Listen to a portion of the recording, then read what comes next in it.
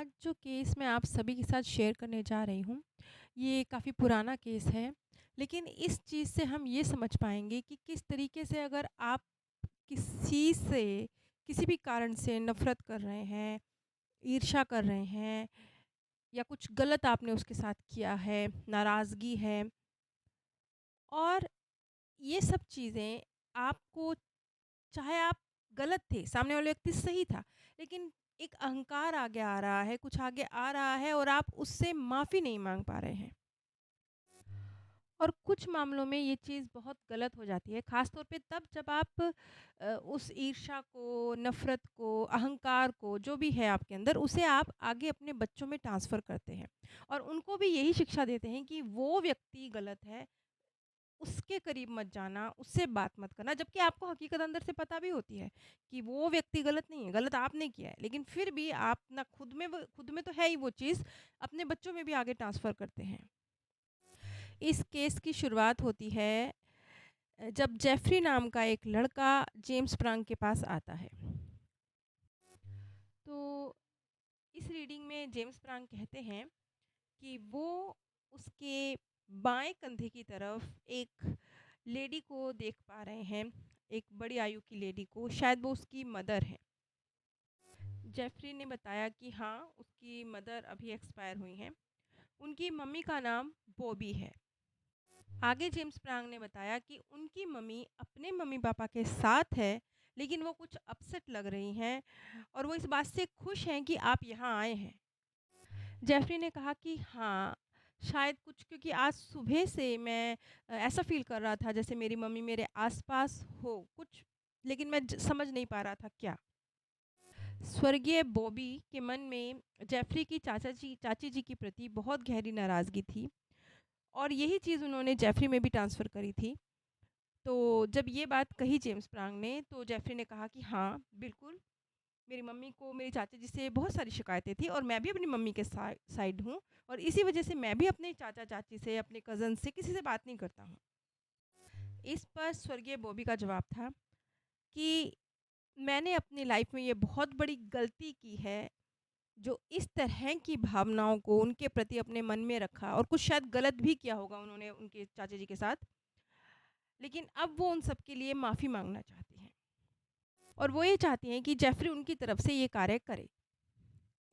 यहाँ पर इस चीज़ को समझिए कि जब आप गलत कर्मा के साथ होते हैं, लेकिन अहंकार आगे आ रहा होता है और आप माफ़ी नहीं माँग रहे होते, ऐसे ही आपकी उम्र चली जाती है, तो मृत्यु के बाद इस तरह की आत्माएँ, क्योंकि देखिए सबकी स्थिति अलग-अलग है, बहुत सारी तो ऐसी होती है जो गलत भी करती है लेकिन रियलाइज़ ही नहीं करती। बहुत सारी ऐसी होती है जो कम से कम रियलाइज़ तो करती हैं, चाहे माफ़ी नहीं माँगती, और बहुत सारी माफ़ी भी माँगती हैं, तो सबका अपना अलग-अलग स्तर है। तो यहाँ पर बॉबी ने अपने बेटे जेफ़री से कहा कि वो उनकी तरफ से उनकी चाचा जी से माफ़ी माँगे। इस पर जेफ़री का जवाब था कि वो जानते ही नहीं हैं कि इस समय उनके चाचा-चाची जी, उनके कज़न, ये सब कहाँ हैं। ये काफ़ी पुराना केस है, उस समय पर उनको जानकारी नहीं होगी कि अब वो कहाँ रहते हैं। इसके बाद स्वर्गीय बॉबी ने जेफ़री से कहा कि वो अपनी चाची जी के नाम उनकी तरफ से एक लेटर लिखे जिसमें वो अपनी की हुई सारी गलतियों के लिए उनसे माफ़ी माँगना चाहती हैं। तो जेफ़री ने लेटर लिखा अपनी चाची जी के नाम, अपनी मम्मी जी की तरफ से, उनसे माफ़ी भी माँगी, जो कुछ भी उनकी मम्मी जी ने किया उनके साथ उसके लिए माफ़ी माँगी और वो लेटर भी उन्होंने पोस्ट किया। लेकिन वो लेटर ऐसे का ऐसा वापस आ गया, किसी ने उस लेटर को ओपन भी नहीं किया, क्योंकि शायद अब वो उस स्थान पर रहती ही नहीं थी, जहाँ पर, जिस एड्रेस पर वो लेटर पोस्ट किया गया था। यहाँ पर एक चीज़ और महत्वपूर्ण है कि जेफ़री की मम्मी जी, बॉबी ने कहा कि वो जैसे एक जगह पर रुक गई हैं, फँस गई हैं, थम गई हैं, वो आगे नहीं बढ़ पा रही हैं। इसलिए वो चाहती हैं कि वो हल्की हो जाएँ, उनसे माफ़ी माँग लें, तो शायद वो आगे बढ़ पाएँगी। यहाँ पे देखिए कि माफ़ी कितनी महत्वपूर्ण है, लेकिन एक बार फिर माफ़ी का मतलब ये नहीं है कि आपके कर्मों का रिज़ल्ट आपके सामने नहीं आएगा। आएगा, बिल्कुल आएगा, बस उसे चुकाना बड़ा हल्का हो जाएगा आपके लिए, क्योंकि आपका जो थिंकिंग प्रोसेस है वो इस तरफ चल रहा होगा कि ये चीज़ को मुझे ऐसे करना है। मतलब जैसे किसी व्यक्ति का कार्मिक अकाउंट कुछ इस तरह का गड़बड़ खाता है कि उसके पास धन की हानि हो जाती है, किसी भी तरह से उसका धन चोरी हो जाता है, गिर जाता है, नुकसान हो जाता है, कुछ उसके पास से धन चला जाता है। तो अगर उसके पास्ट कर्मा इस तरह के हैं कि अहंकार बहुत गहरा था, गलती उसने रियलाइज़ भी नहीं करी थी, किसी का धन मारा था लेकिन एहसास भी नहीं था कि मैंने गलत किया है या मैंने वापस करना है। ऐसे व्यक्ति को जब चुकता करना पड़ता है वो धन, तो वो बड़ी तकलीफ़ के साथ, बहुत रोते-पीटते, अपनी बीमारी, अपनी गरीबी को कोसते हुए, कैसे-तैसे करके वो कर्ज़ा चुकतू करता है। और दूसरी तरफ वो व्यक्ति जो रियलाइज़ करता है, हाँ, मुझसे गलती हुई है, मैंने किसी का धन मारा है, मुझे उससे माफ़ी चाहिए। चाहे वो धन ना भी लौटा सके, लेकिन अगर उसने सच्चे दिल से पश्चाताप किया है, माफ़ी माँगी है, तो स्थितियाँ तो उसके सामने भी सेम ही आने वाली हैं। गरीबी वो भी फ़ेस करेगा, कर्ज़ा अपना वो भी चुकतू करेगा, लेकिन दर्द के साथ, रो-रो के, ऐसा क्यों, तड़प के साथ ऐसे नहीं करेगा। उसमें करने की ताकत होगी, हिम्मत होगी, क्षमता होगी। जैसा कि मैंने आपको बताया था कि जेफ़री ने खत लिखा अपनी चाची जी के नाम, जो कि उसके पास एज़ इट इज़ वापस आ गया। तो जेफ़री आगे बताते हैं कि इस चीज़ को कई महीने गुज़र गए। कई महीने बाद एक दिन, क्योंकि जेफ़री की भी फ़ाइनेंशियल हालत बहुत अच्छी नहीं थी, तो वो कहीं छोटी-मोटी नौकरी करते थे। तो वहाँ पर उन्हें एक कुत्ता, जो शायद किसी के का पालतू कुत्ता था, वो उन्हें दिखाई दिया और उसके जो टैग था, उसके गले में एक टैग लगा हुआ था जिस पर एड्रेस भी लिखा हुआ था।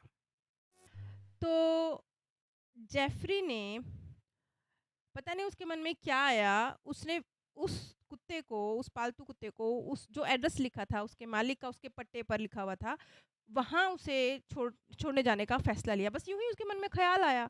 शायद नॉर्मली ना भी आता, लेकिन उस वक़्त उसके मन में ये ख़्याल आया कि नहीं, मैं इस कुत्ते को जो एड्रेस लिखा है वहाँ पर छोड़ कर आता हूँ। और अब एक आश्चर्यचकित करने वाली बात होती है कि वो कुत्ता उनकी चाची जी की बेटी का था। जब जेफ़री वहाँ छोड़ने गए तब उन्हें पता चला कि ये कुत्ता तो उनकी कज़न का है और वहाँ पर उनकी चाची जी भी मौजूद थी। इसके बाद जेफ़री ने अपनी चाची जी को सब कुछ बताया और बताया कि अब उनकी जो स्वर्गीय मम्मी जी बॉबी हैं, वो इस बात के लिए दुखी हैं कि किस तरीके से चीज़ें बीच में अधूरी छोड़कर वो इस धरती से चली गई हैं। जो उन्होंने गलतियाँ की, उसके लिए वो माफ़ी भी नहीं माँग सकीं उनकी चाची जी से। और बहुत हैरानी हुई इस बात से कि उनकी चाची जी के मन में तो कुछ था ही नहीं। ये सारी फीलिंग्स एक तरफ़ा थी, सिर्फ़ बॉबी के मन में थी। तो उनकी चाची जी ने फ़ौरन ही उन्हें कुछ कहना ही नहीं पड़ा। उन्होंने कहा कि नहीं, मैं जानती हूँ कि जो कुछ भी हुआ परिस्थितियों के तहत हुआ, शायद वो एक उच्च स्तरीय आत्मा रही होंगी, तो उन्होंने अपने दिल में कोई गाँठ नहीं बाँधी हुई थी। तो मैं माफ़ कर रही हूँ बॉबी को। बॉबी के लिए मेरे मन में कोई गिल्ट नहीं है, कोई दुर्भावना नहीं है। और उसके बाद जो उनकी बेटी थी, उनकी कज़न, जब उन्होंने जेफ़री के बारे में पूछा और उन्हें पता चला कि जेफ़री अभी बस यूँ ही दिहाड़ी जैसी काम कर रहे हैं, उनके पास कोई जॉब नहीं है, तो उन्होंने अपनी जानकार में जेफ़री को एक जॉब भी दिलवाई और एक बार फिर जेफ़री के अपनी चाची जी से, अपने कज़न से रिश्ते बेहतर हो गए। अब यहाँ पर जेफ़री कहते हैं कि ये भी अजीब था, मैं नॉर्मली इस तरह का इंसान हूँ नहीं, लेकिन जाने उस दिन मेरे मन में क्या आया कि मैं इस कुत्ते को उसके मालिक तक छोड़ के आऊँ। नॉर्मली तो मैं ऐसा नहीं करता, लेकिन मैं इस तरह का शख्स नहीं हूँ, लेकिन मैंने ऐसा किया। अब यहाँ पर आप देखिए कि ये जो गिल्ट, जो नफ़रत, जो गुस्सा, जो भी था, दुर्भावना, ये एक तरफ़ा थी। ये सिर्फ़ बॉबी के मन में थी, उनकी चाची जी के मन में कोई कड़वाहट नहीं थी। तो लेकिन फिर भी भारी हो गया था बॉबी को। फिर भी बॉबी अपने आप को फँसा हुआ महसूस कर रही थीं। फिर भी बॉबी आगे नहीं बढ़ पा रही थी सोल वर्ल्ड में। तो ये बात हमेशा याद रखिए कि जो भी ऐसी फीलिंग्स होती हैं ना, अहंकार की, गुस्से की, कुछ भी, ये बहुत सारे केस में एक तरफ़ा होती हैं, मन के ख़्याली पुलाव होते हैं कि वो व्यक्ति के लिए, मैं ऐसा सोचता हूँ क्योंकि उस व्यक्ति के लिए भी, मतलब उस व्यक्ति के मन में भी मेरे लिए ये वाली दुर्भावना है। शायद उस व्यक्ति के मन में हो ही ना। शायद वो इतना बिज़ी हो कि वो आपके बारे में सोचता ही ना हो, या शायद वो इस तरीके से चीज़ों को देखता ही ना हो जिस तरीके से आप देख रहे हैं। तो जेफ़री की इस स्टोरी से ये चीज़ हमें समझ आती है कि अगर किसी के लिए मन में कुछ दुर्भावना है, कुछ है, तो समय रहते माफ़ी माँग लीजिए, ताकि जब इस दुनिया को छोड़कर आप सोल वर्ल्ड में जाएँ, तो आप अपने आप को फँसा हुआ, रुका हुआ, थमा हुआ ऐसा महसूस ना करें। बल्कि आपको लगे कि एक लाइफ़, चाहे कम किया या ज़्यादा किया, लेकिन मैंने आत्मिक उन्नति को प्राप्त किया इस लाइफ़ में। और सोल वर्ल्ड में भी आप जाएँ तो आपको लगे कि नहीं, मैं कुछ तरक्की करके आया हूँ और जो मुझे नेक्स्ट बर्थ मिलेगा वो मेरी तरक्की के हिसाब से बेहतर मिलेगा, ज़्यादा खुशगवार मिलेगा। और ये बात हमेशा याद रखिए कि माफ़ी दे देना या माफ़ कर देना ये कोई कर्मों का निपटारा नहीं होता। ये सिर्फ़ भावनाओं का निपटारा होता है। माफ़ कर देने से आपकी आत्मिक ऊर्जा बढ़ जाती है और माफ़ी माँग लेने से जो कर्म आपने किया है उसको चुकता करने की क्षमता आप में बढ़ जाती है। नीचे डिस्क्रिप्शन बॉक्स में मैंने आप सभी के साथ अपने सेकंड चैनल का लिंक शेयर किया है।